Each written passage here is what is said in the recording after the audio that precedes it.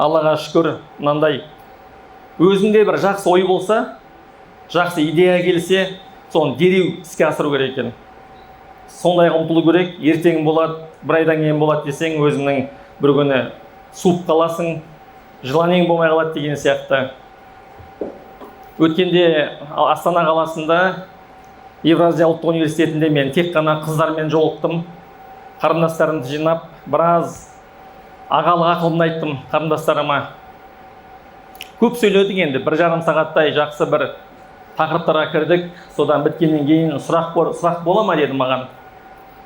Сол кезде бір жүзінде нұры тамған бір қарындасымыз орнынан тұрды да, Ардақ аға, бұрын біз айтушы едік қой, 8 қырлы бір сырлы деп жігіттерімізге. Қазір осы 8 қырлы бір сырлы деген мақал ауысып жатқан сияқты. Керісінше біздің қыздарымыз 8 қырлы бір сырлы сияқты болып көрінеді маған. Біз қазір арқа сүйек десек, жігіттеріміз әлсіз. Олардан бір қорғаны дейік десек, керісінше өзімізге жаман пиғылмен қарайды. Аға ретіне қарайық десек, ойлары жаман деген сөз айтты маған. Біз кімге арқа сүйейміз? Қазақтың жігіттері қайда? Біздің кезіндегі батырларымыз қайда? 8 қырлы бір сырлы. Бүгін аға біз кімге арқа сүйейміз? Бізге кім қамқор болады? Бізді кім қорғайды? Бізді ертең жанұя болған кезде кім бізге жар болады? Ертең өмірге балалар келген кезде кім әке болады ол балаларға? Деген сөз айтқан кезде мен ана отырған жерімде қазақ айтады ғой, кірерге тесік таппай қалдым деп, Төлеген ұстаз. Кірерге тесік таппай қалдым. Енді қарындасым кешіріңіз, мен кінәлім дедім. Бүгінгі қазақ даласында болып жатқан ЛГБТ-ң бар, боянғандарың бар, көгілдірің бар, кальянчығың бар, пьянчығың бар, удаманың бар, ата-анасынан қарттар үйіне тапсырғандары бар, балаларын жетімдер үйіне тапсырғандары бар. Қаншама біздің қарындастарымыз балаларымен ажырасып кеткендері бар, сатқындары бар. Бір күндік дүние үшін досын, ата-анасын, бауырын сататын. Міне сондай бір топтар пайда болды қазір біздің арамызда. Қазақтың жігіттерінің арасында бәрі емес әрине. Жүректі ауыртама жігіттер ауыртады. Біз қайда бара жатырмыз қазір? Біз кімбіз өзі? Кім болғанбыз? Енді қайда барамыз? Ертең кім боламыз? Сол ойлану керек. Мен кінәлімін қарындастарымыз бүгін қорғансыз қалғанына. Сіздер кінәлісіздер, осында отырған. Әрбір жігіт кінәлі соған. Кезінде біздің ана бабаларымыздың барлығының мысы болған. Бәрі жігіт болған. Ақсақал бір елді, бір жігіт, бір ауылды ұстап отырған. Бір қыздың абыройына нұқсан келсе, сол елдің, сол ауылдың, сол өлкенің ақсақалынан бастап бір жігіті бетін көтермейтін болған, басын көтеріп жүремейтін болған. Анау бір шешен би көкеміз, үлкен атамыз далада келе жатса, бір осындай жас келіншек, қасында бір 11 жастағы баласы бар екен, соның жетектеп келе жатыр дейді. Содан ана келіннің айдалада баламен жүргенін көріп, алда берген би ғой шошып кетеді. Түзде жүрген келінді көріп. Содан бар, бай шырағым, қайдан келесің, қайда барасың, кімсің деп сұрайды ғой. Сонда алда берген ата дейді, мен анау тұрған ауылдың келін едім. Осы уақытқа дейін шыдадым. Не күйеуімнен, не енемнен бір жақсылық көрмедім. Сабыр еттім, міне балам онға келді. Қазір төркініме кетіп бара жатырмын дейді ғой. Сабырдың да шыдамның да шегі болады екен. Енді міне балам өсті. Енді міне еліме барам, төркініме барам деп. Жалғыз өзі айдалада. Мінген аты жоқ, тұлпары жоқ. Баласын жетектеген.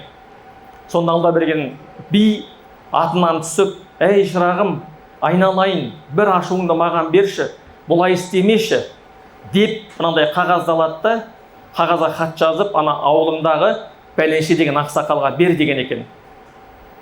Сөйтіп бағанағы бір болма қағазға жазып береді, оны бүктеп келінге береді, келін сабыр етіп кері қайтады ғой.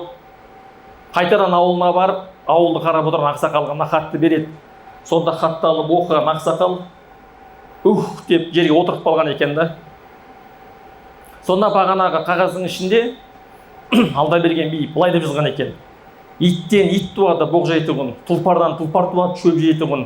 Осындай бейәдепсіз адамдарға ауылыңда адам жоқ па, қой дейтұғын деп. Ей, тек дейтін адам жоқ па мына ауылыңда?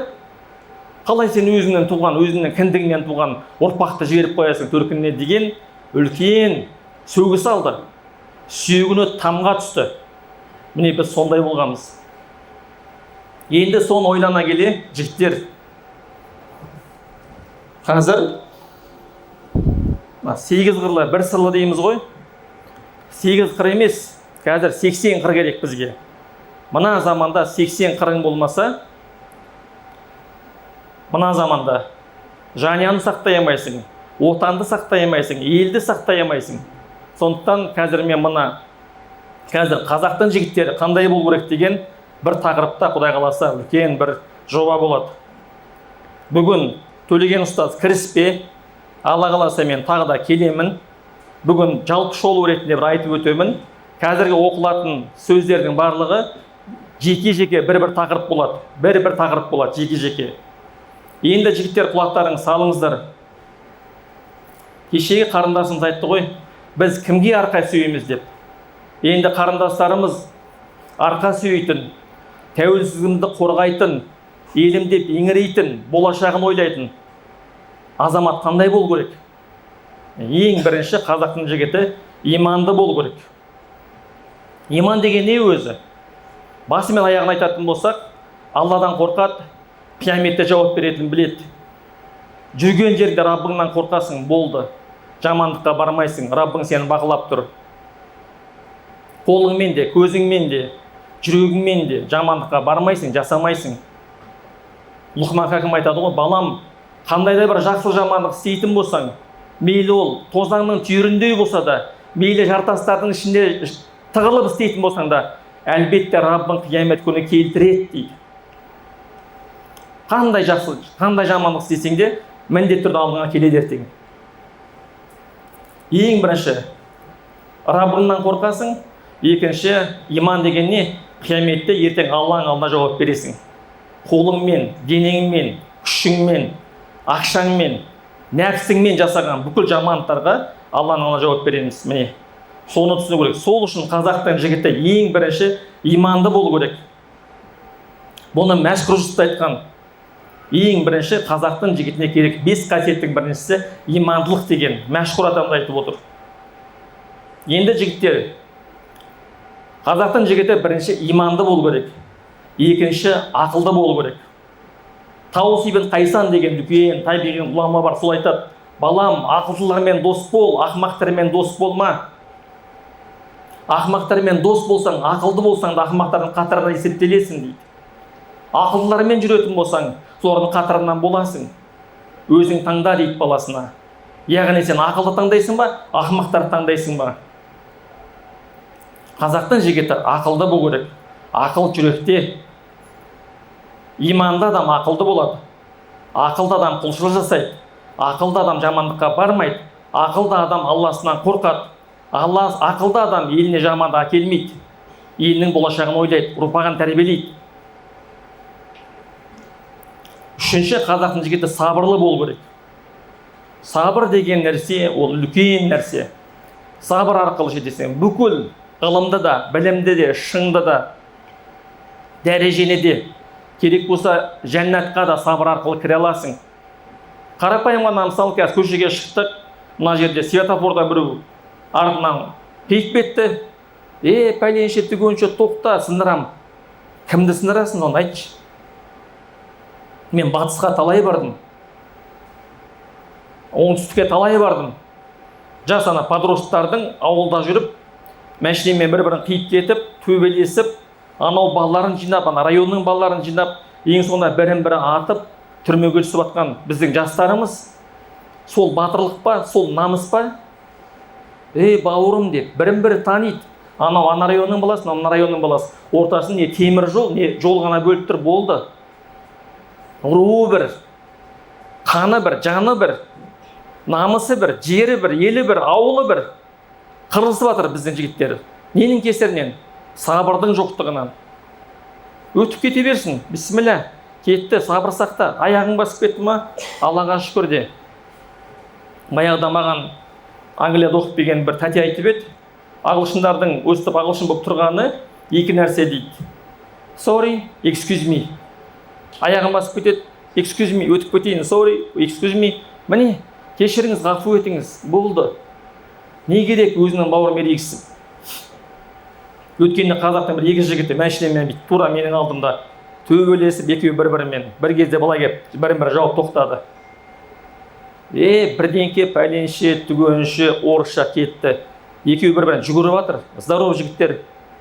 Мен тұстында айттым, бауырлар, бұлар не сіздердің? Кіммен төбелесейін басы? Не болды?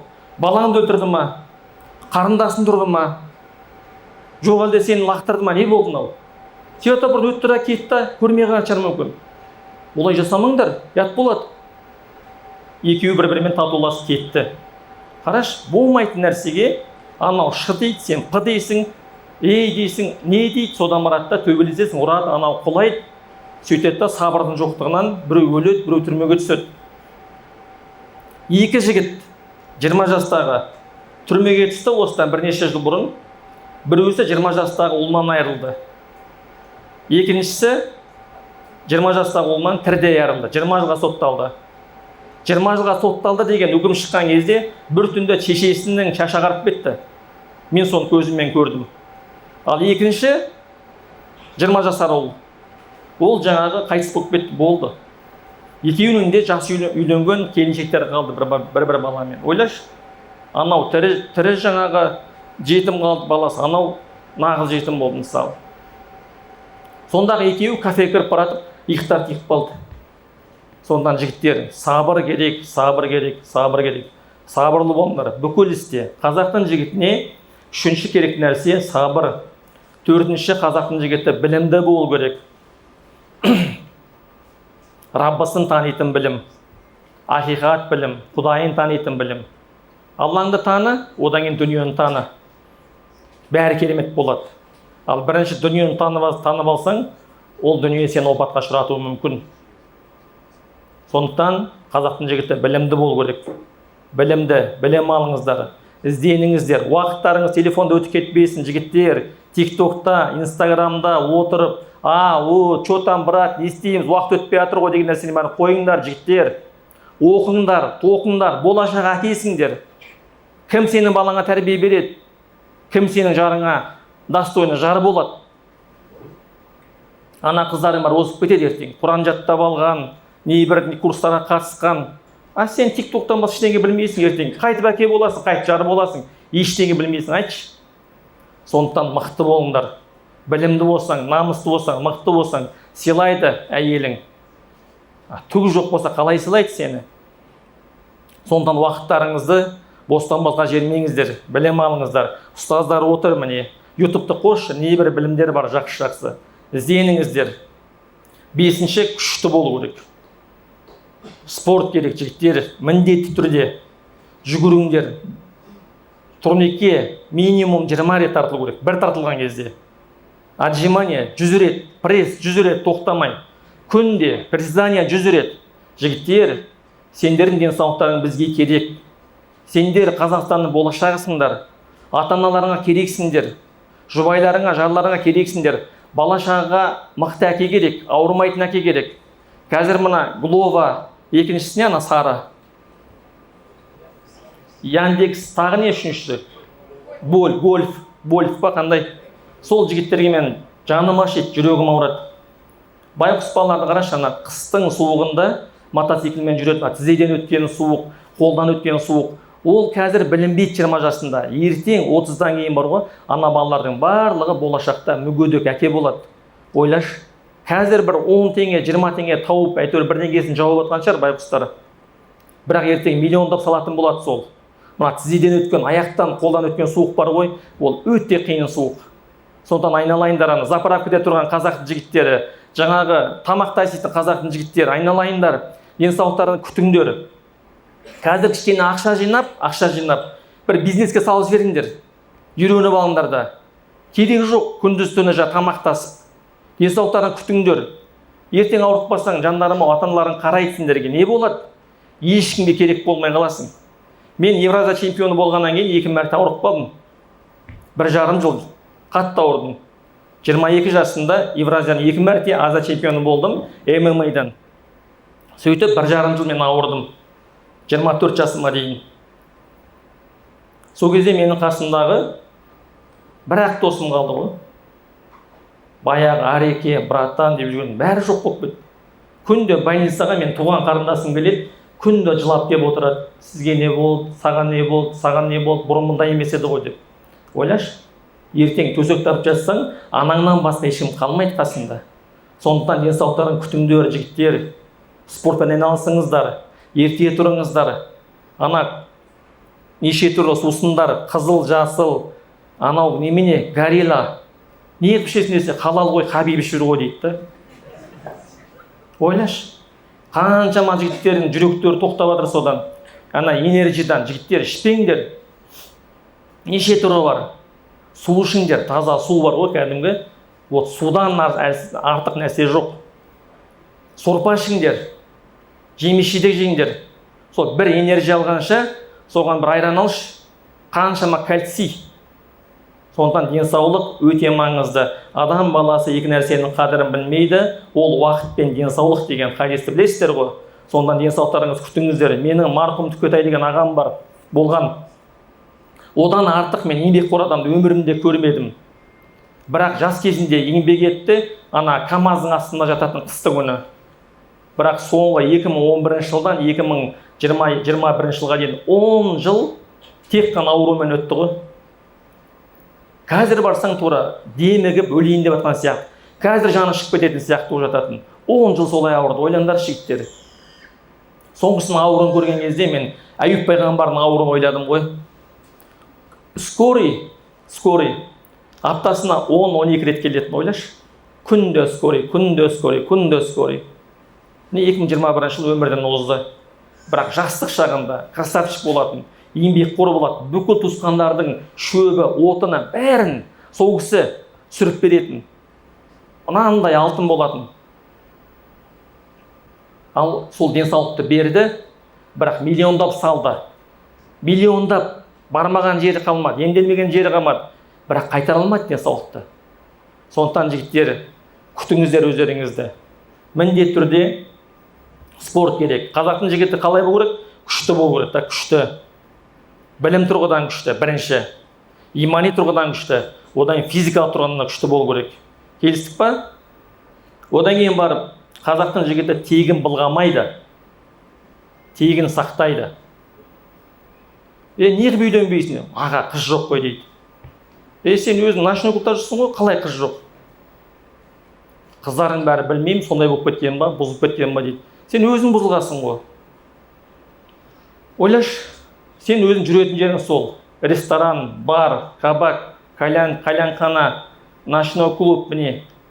Сондай қыздарды көресің, солай ойлайсың. Жақсы қыздар қыдырмайды ояққа, бармайды. Әке-шешесінің қасында білім алып, білім ізденіп жүр. Сондықтан тектеріңді былғамаңдар. Жерде жатқан қыз жоқ, жігіттер. Өзінің туған қарындасың қалай болса, мына қыздарың бәрі сондай.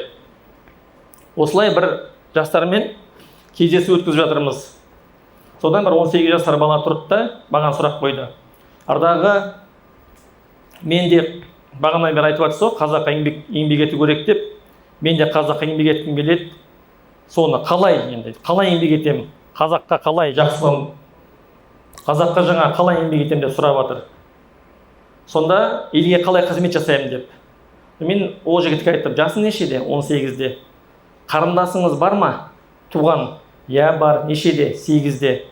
Сізде елге қызмет етуге 10 жыл бар деп мен сөйттім. Қазір өзіміздің туған қарындастарымызды елестетейік.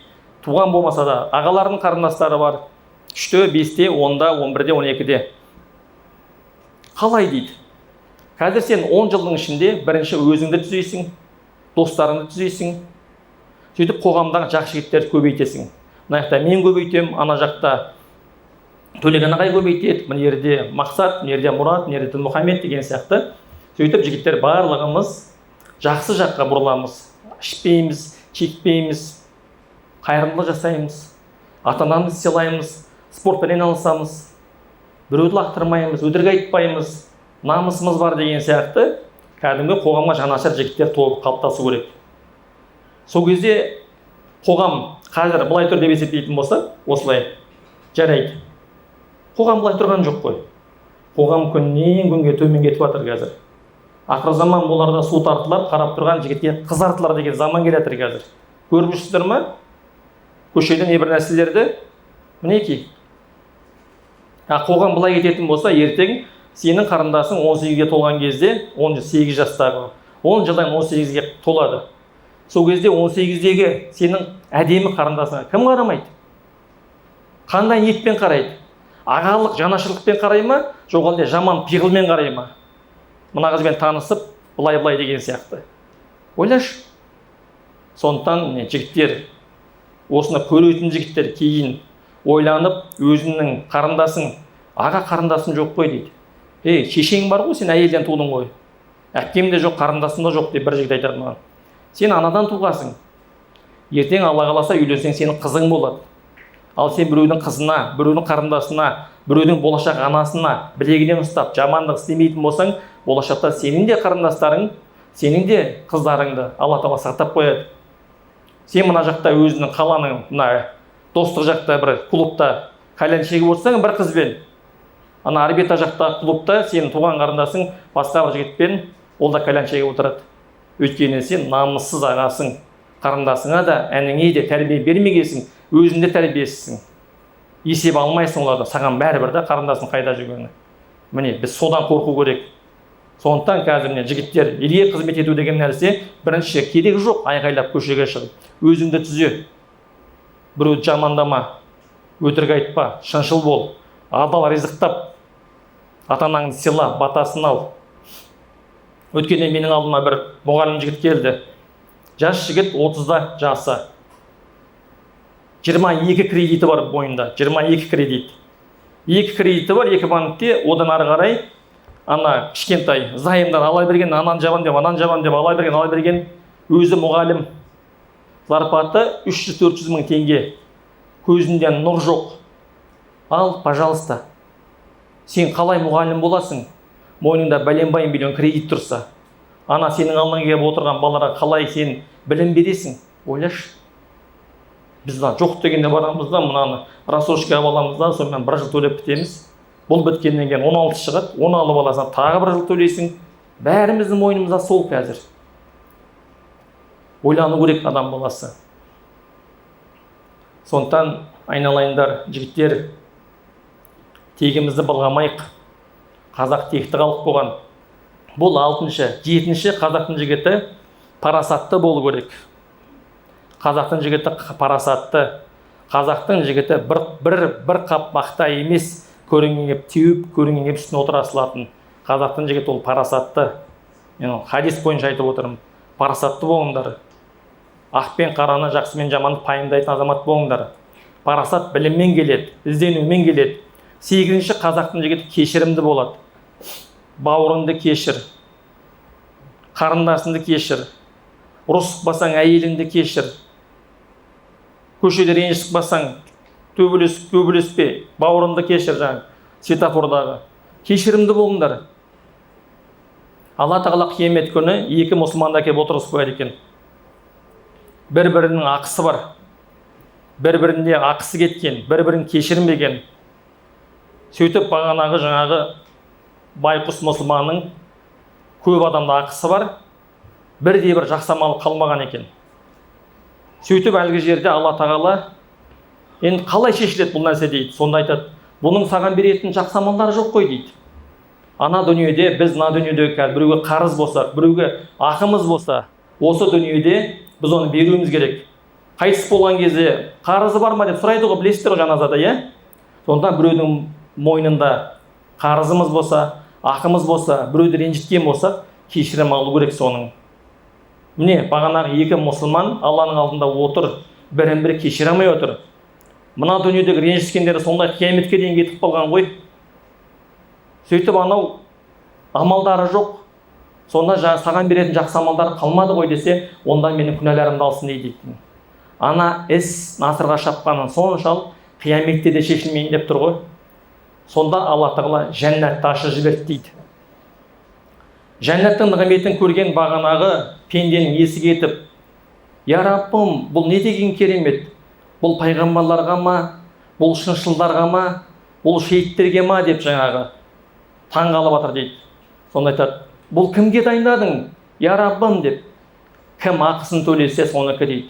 Раббым ау, мынаның ақысын кім төлей алады дейді. Кім қалай төлейді мынаның ақысын? Кім бауырын кешірсе, бұл соныкі дейді ғой. Ана қасындағы бауырыңды кешірді, қолынан ұстап, кіре қойыңдар жәннатыма дейді. Осы хадисті пайғамбар саллаллаху алейхи вассалам айтып жатқан кезде, сендерге не болды бір-біріңді кешіре алмайтын? Сендерге не болды бір-бірімен ренжісетін? Раббыларың ана дүниеде бір-бірімен татуластырып жатыр ғой деп айтқан екен да. Сондан айналайын інілерім, бауырларым, кешірімді болыңдар. Кешірімді болсаң, Алла сіздер кешіреді. Біреуге көмектессеңіз, Алла сізге көмектеседі. Біреуге жақсылық жасасаңыз, Алла сізге жақсылық жасайды. Біреудің қажетінде болсаңыз, Алла сіздің қажетіңізде болады. Адамдарға пайдалы болсаңыз, біреудің Алла разы болсын деген батасын алсаңыз, ертеңіз ол 7 ұрпағыңызға кетеді. Біреуге жамандық істеп, адамның қарғысын алатын болсаңыздар, 7 ұрпағыңа дейін кетеді. Адамға қиянат жасамаңыздар, ешқашан. Адамға қиянат жасаған адамды мен көрген емеспін, оңғанын көрген емеспін. Осы жасқа келгенге дейін талай адамды көрдім мен.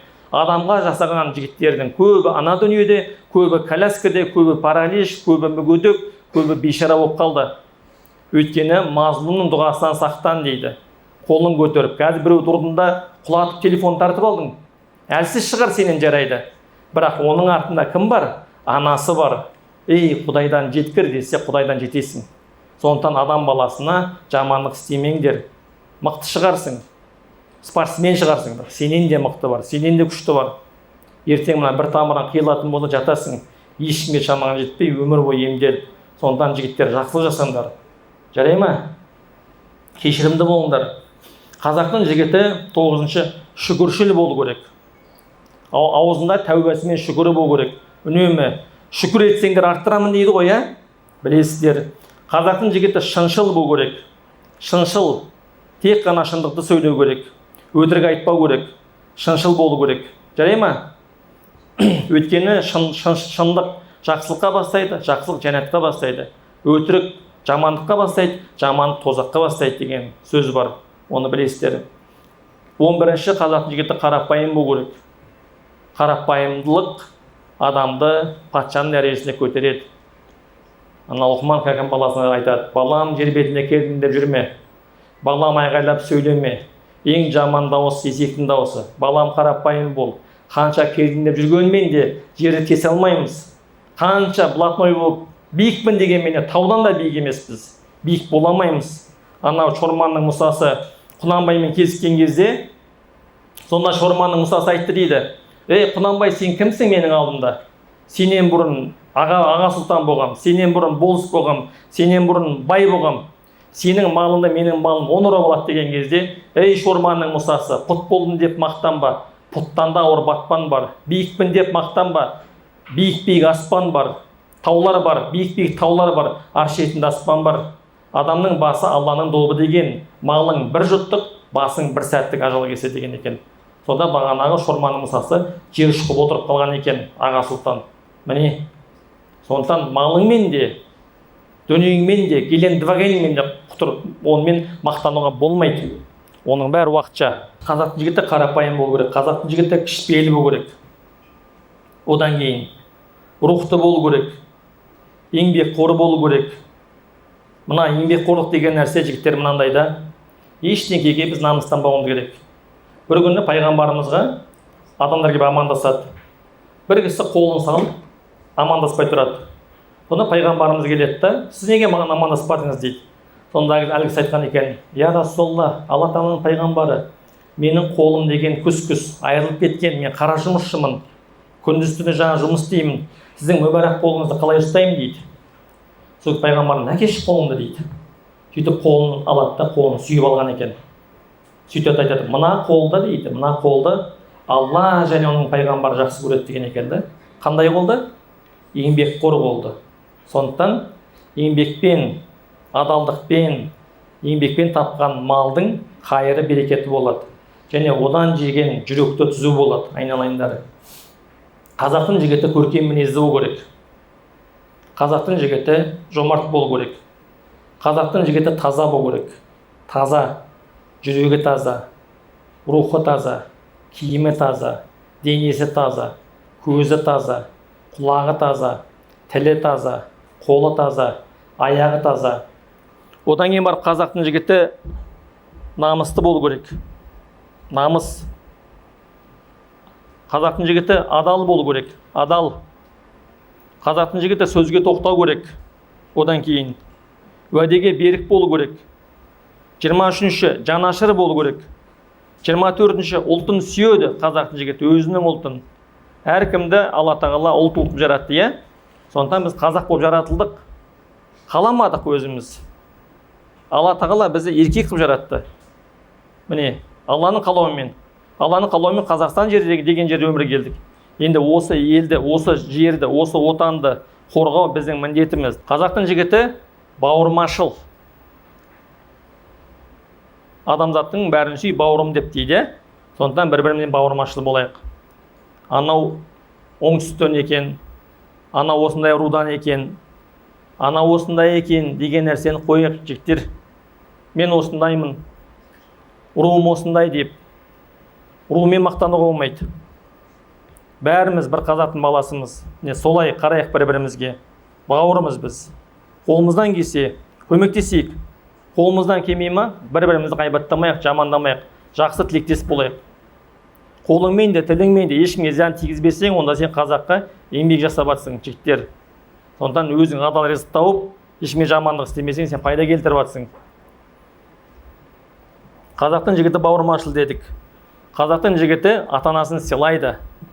Ата-аналарын сыйлаңдар. Өсемін, көгерем, бизнесмен боламын, мықты болам дейтін болсаңыздар, ата-аналарға қарсы келмеңіздер. Айналайындар, бауырлар, батасын алыңыздар. Бағанағы мұғалім жігіт 22 кредитке тап болған. Содан мен онымен сөйлесіп, ол жігітпен содан неге бұлайға тап болдың? Сөйтсем мен айтады, мен анаммен ренжісіп кеттім дейді да үйден. Есікті тарс жауып кетіп қалдым. Анамен одан кейін қабылдамай қойды дейді ғой. Міне кілті сонда. Бүгін барып анаңды аяғын сүйесің ба, құшақтайсың ба, гүл апарып бересің ба, разылығын ал. Ешқандай ана өзінің баласын кері теппейді. Өйткені ананың мейірімі деген нәрсе ол бөлек нәрсе. Барда кешірім сұрай ғой деп. Сондықтан ата-аналарыңызды тірі тұрған кезінде құрметтеп, тірі тұрған кезінде батасын алып, жақсылық жасайық. Сол жақсылықтың барлығын ата-анадан бастайық. Ең бір жалған зарпаттарымызды ата-анамызға жіберейік. Батасын алайық, күнді хабарластырайық, анашым, әкешім, қалдарыңыз қалай деп. Егер жағдайыңыз жақсы болса, бірге тұрыңыз. Бірге тұрып, қасында болып, қол-аяғын уқалап беріп, мынау Әбжаппар ұстазды білесіздер ғой? Недегі? Сарыағаштағы, иә. Сонда сол Әбжаппар ұстаз өзінің әкесінің аяғын уқалап, үнемі басын уқалап береді екен. Қасынан қалмай, суын дайындап, дәрет суын дайындап. Сонда менің әкем дейді, бұны Әбдіғаппар ұстаз айтып жатыр. Менің әкем сөйледі, ей шырағым Әбжаппар, алдынан шықсын, ұрпағың алдынан шығарсын деп айтатын дейді, бата беретін. Қазір сол кісінің ұлдары келіп атамыздың басын уқалап, басын уқаламай, аяғын уқалап бермей жатпайды дейді. Осында отырған жігіттер бар ма? Қолдарын көтеріңдерші, мен әкемнің аяғын уқалап бердім деген бар ма осында?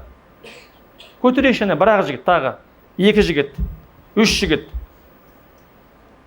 Әкеңнің аяғын уқаламасаң, шешеңді сыйламасаң, шешеңді күнде сүймесең, құрметтемесең, ертең сені де құрметтемейді, сенің аяғын уқаламайтын ұрпақ келе жатыр сенен.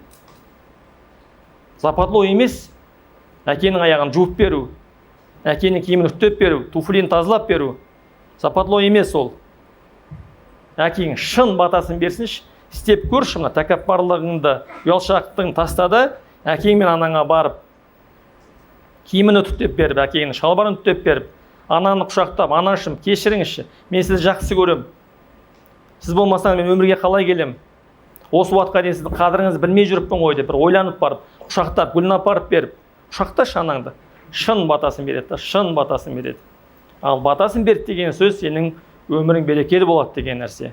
Малашыға барып, көріпкелге барып, ойбай менің жолым байланды, ықылас фәлақ насты оқып жібер деп жүр ғой қазір. Әне үйде отыр, ата анаңыз сіздің жолыңызды ашып беретін. Соларды сыйлаңыздар, құрметтеңіздер, батасын алыңыздар. Қазақтың жігіті ата анасын сыйлайды. Қазақтың жігіті 27-ші қарындасына қамқор. Бағана мен әңгіменің басын осыдан бастадым ғой. Сондықтан біз қамқор болмасақ, кім қамқор болады? Біз жақсылық істемесек, кім жақсылық істейді? Біз оларға аға ретінде қарамаса, кім қарайды? Жар ретінде, әкесі ретінде. Мына бүкіл қоғамның жаңағы бүгінгі дұрыс емес бағытқа кетіп жатқанның бәріне жігіттер біз кінәліміз. Әке ретінде, аға ретінде, азамат ретінде ата анасын сыйлайды, қарындасына қамқор, інісіне ақылшы. Жігіттер, інілеріміз бар ма? Қайда жүр? Білесіз ба?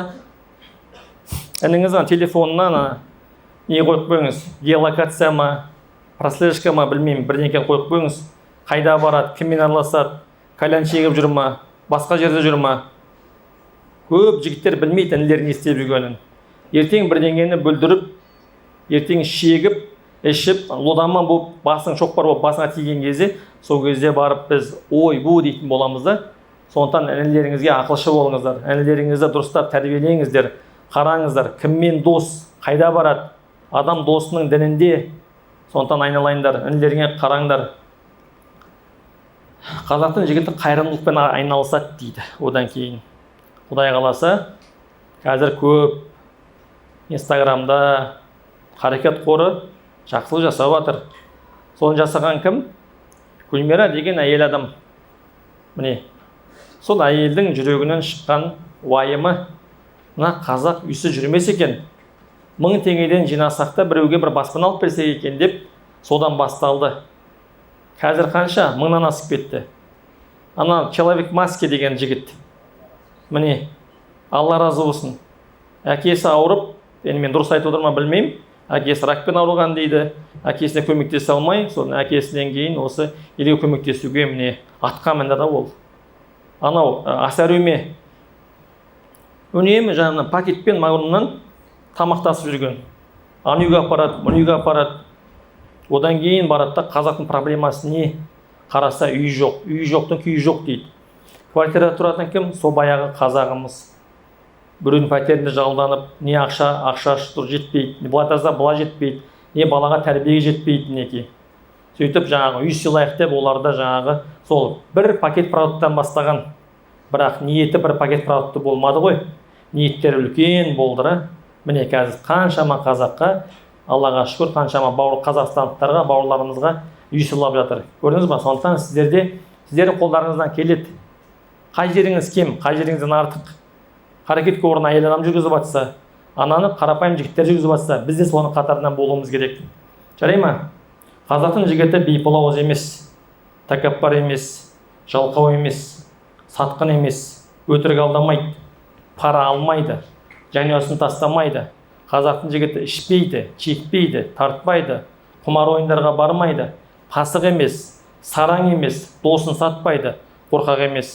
Міне мынаның бәрі Құдай қаласа толығады жігіттер.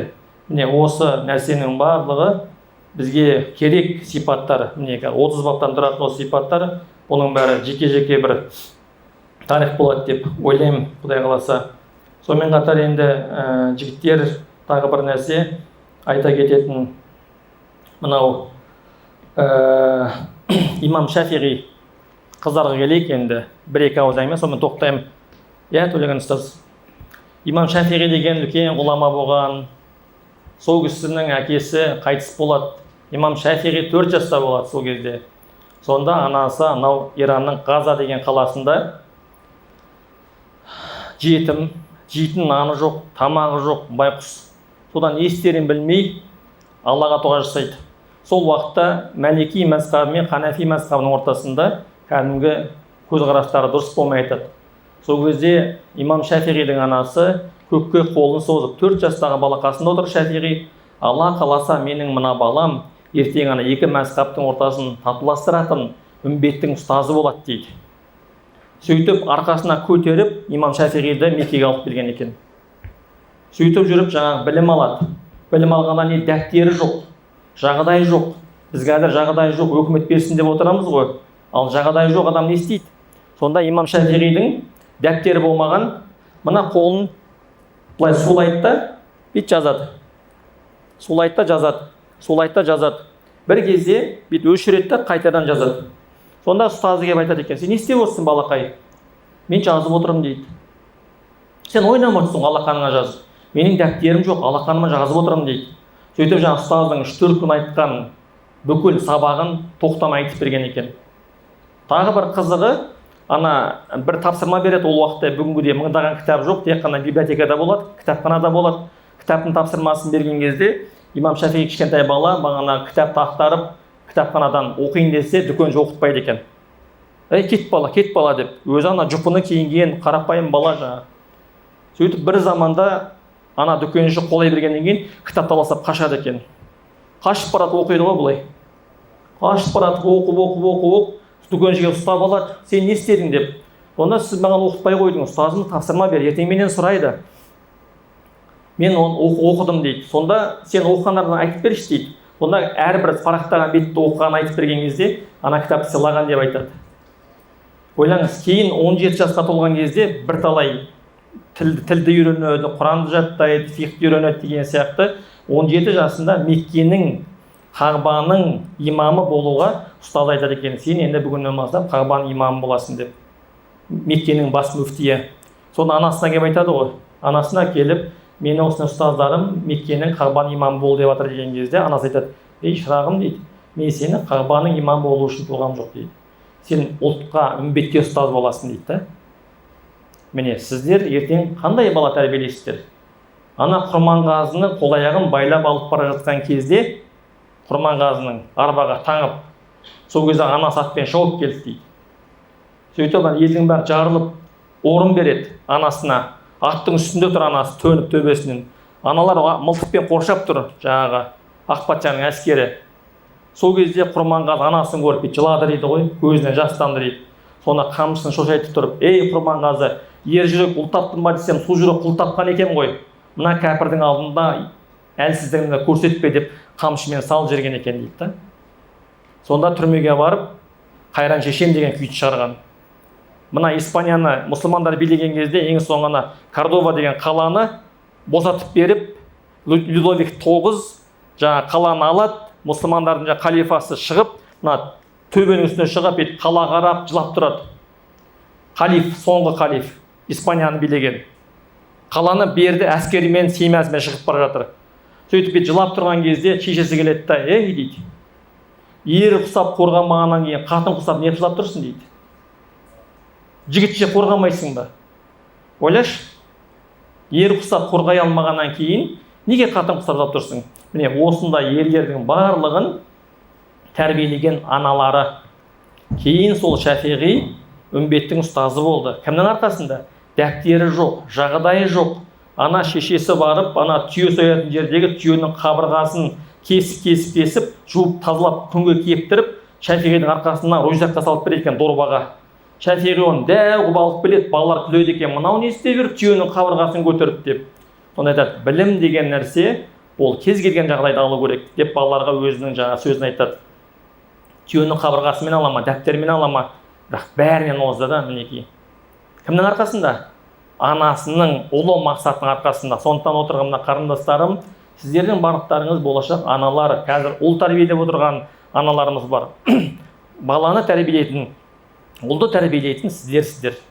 Біз түздің адамы үнемі, әкенің де мысы болу керек, әкенің де жігітше тәрбиесі болу керек. Бірақ үйде отырып, ана біздің бүкіл Қабанбай, Бөгенбайлардың аталарының барлығы шайқаста болған кезде, ел көрімен жүрген кезде, ана бір қолымен бесікті, бір қолымен әлемді тербетіп, Қабанбайлардың бәрін Қабанбай қылған, Бөгенбайды Бөгенбай қылған, Райымбекті Райымбек қылған сол аналары. Сондықтан міне сіздер дұғаларыңызбен отырып, ертең ұлттың ұлы тұлғасын тәрбиелей аласыздар. Алла бұйырса төлеген ұстаз осы қыздармен бір кездесу жасайық, тек қана қыздармен. Онда жоспарлаймыз, сол кезде жеке-жеке осы тақырыптарға тоқталатын боламыз, Алла қаласа. Сонымен мынау тағы да ер азаматтарыңызға ертең ютубтан да көреді, адал болу керек. Соңғы сөзім қыз балаларға айтарым. Қарындастарыма, адал болыңыздар, бірге болыңыздар. Болмашы бір дүниеге болса ренжісіп, бір күн продукт болмай қалса кетемін деген нәрсемен қаншама семьялар жаңағыдай дұрыс емес жағдайлар болып жатыр. Мысалы артын асырға шап, ана балалардың барлығы далада қалып жатыр. Енді ойлаңыздаршы, өткенде мына Көкшетауда болған жағдай, мен өткенде оны инстаграмда айтып бергем. Ана бір бауырымыз рак ауруынан қайтыс болып, жаңағы спортсмен жігіт өзі, содан кейін жаңағы сол ауырып келіп өзінің машинесін есіктің алдына қалай қойды, солай машина 2 жыл ма 3 жыл ма тұрады ғой, 2 жылдай. Сол төсекке қалай жатты, сөйтіп қайтыс болады жаңағы жігіт. Қайтыс болғаннан кейін 1 жылдан кейін артында бір қыз қалады. Тура 1 жыл өтеді, жылдығын береді. Жылдығын беріп келгеннен кейін туысқандардың барлығы жиналып сол жерде шешім қабылдайды. Мына келінге ана пәленшенің ұлымыздың мәшинесін сатып, мына келінге ыңғайлы машина алып берейік. Ыңғайлы коробка автоматымен жаңа қыздарға лайықты деп әңгімелесіп жатады. Сол кезде ана төрде кішкентай қыз қуыршақпен ойнап жүр екен, 3-4 жастағы қыз. Сол кезде біз ана әңгіме мүлдем басқа жақта, ана қыз мүлдем басқа жақта, біз мына жақта отырғанбыз дейді. Қыз жүгіріп келді дейді ғой. Сіздер әкемнің машинесін сатайын деп жатсыздар ма? Әкемнің машинесін сатпаңыздаршы. Не болды шырағым? Не қылды десек, оны сатпаңыздаршы, өтініш, оның ішінде әкемнің иісі бар ғой депті да. 1 жыл болып кеткен, қайтыс болып кеткеніне. Сонда күнде жаңа кішкентай қыз 4 жастағы әкесінің мәшинесінің ішіне кіріп қуыршағын ойнайды екен. Әкесінің иісін иіскеу үшін. Ал бізде 2 адамның тәкаппарлығынан қаншама отбасы ажырап жатыр да, ана балаларды ойлап жатқан жоқ. Ана балалар әкенің иісін сағынады, шешенің иісін сағынады. Бір болғандарыңыз қалайды сіздердің? Не болды сонша бізге, қазаққа, сонша не болды, айтшы? Әлемде қазір 1-ші орын ба, 2-ші орын ба, білмеймін. Көрдіңдер ма? Сондықтан шыдаңыздар. Мына дүние деген нәрсе бізге сынақ қой. Кім жетісіп жүр? Ана инстаграмда әдемі сөйлеп жүргендердің бәрі керемет деп ойлайсыздар ма? Ешкім керемет емес, бәрінің проблемасы бар. Үлкен адам ба, үлкеннің үлкен проблемасы бар. Ақшасы көп па, ақшасы көптің проблемасы жетеді. Ана бетін жылтыратып сөйлеп жатқандар ойлайсыздар ғой, керемет, мен де сондай боламын деп. Міне осы күніңізге Аллаға шүкір деңіз. Алла тағала сізге осындай өмір бергеніне, осындай шүкір етіңіз осы күніңізге. Бірақ ертең әкесінің иісін, анасының иісін сағынатын балалар үшін, Құдай үшін сабыр етіңіздер. Ажыраспаңыздар, бірге болыңыздар. Кеше ғана үйлендіңіздер, 18 жастарыңызда, 20 жастарыңызда бір-бірлеріңізді жақсы көріп, гүл сыйлап, сол махаббатты ақыретке дейін апаруға болады.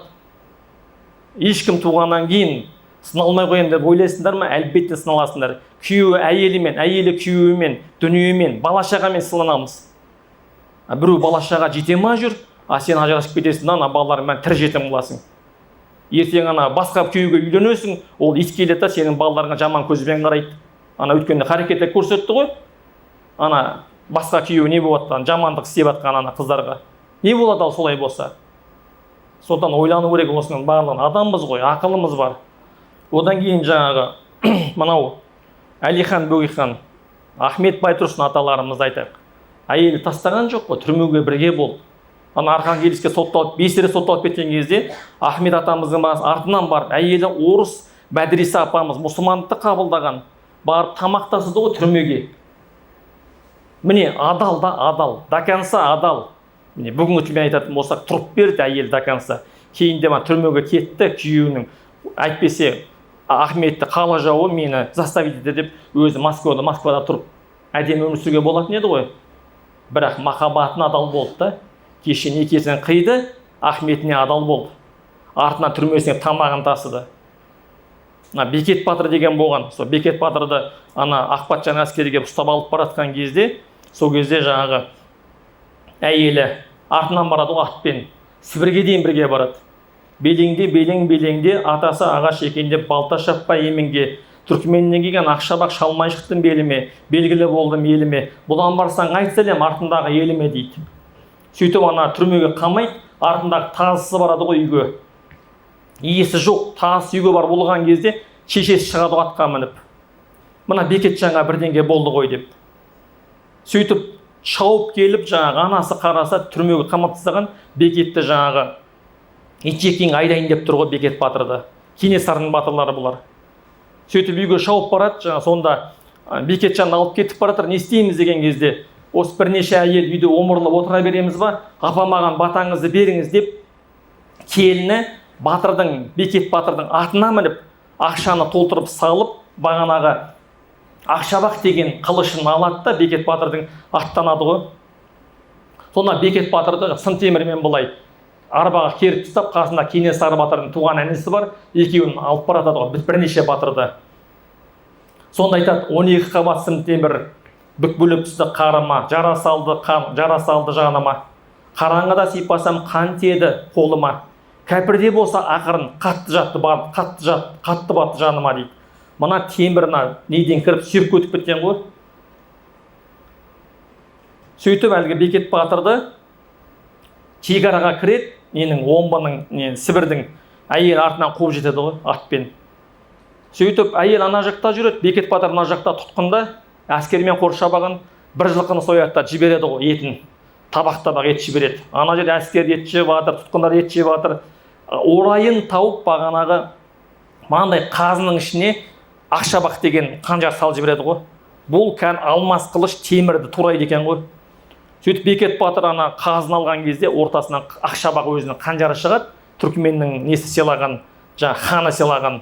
Соны алады бүкіл темірді кесіп, Кенесарының батыр екеуі, інісі екеуі ана жақтан әйелді келеді, ат дайындайды, сөйтіп елге қашады ғой Сібірден.